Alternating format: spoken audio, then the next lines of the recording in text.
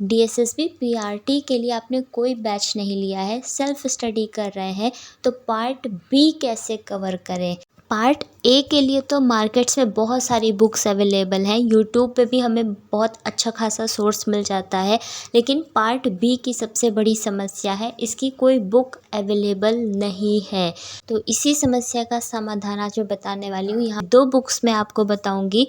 पहली है रोहित वैद्वान सर की NIOS DSSB समरी बुक।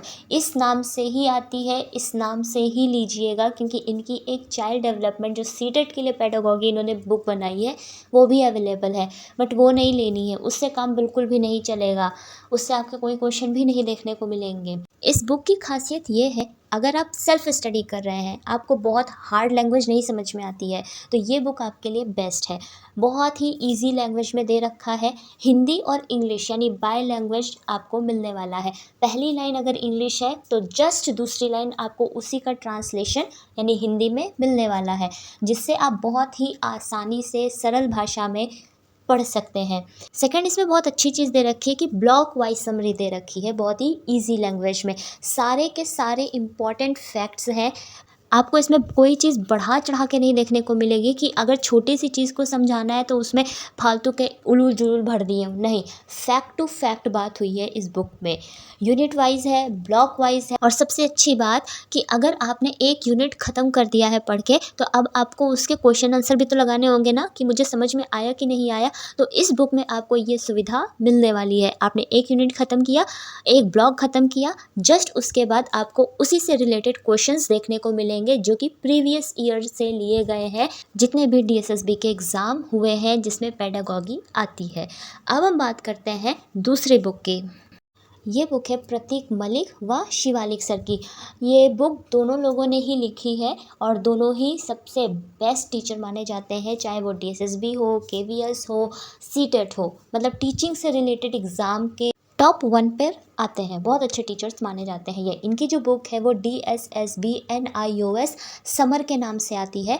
एक और इनकी बुक बनी थी येलो कलर की, मैं फ़ोटो लगा देती हूँ यहाँ पे, ये मत लीजिएगा।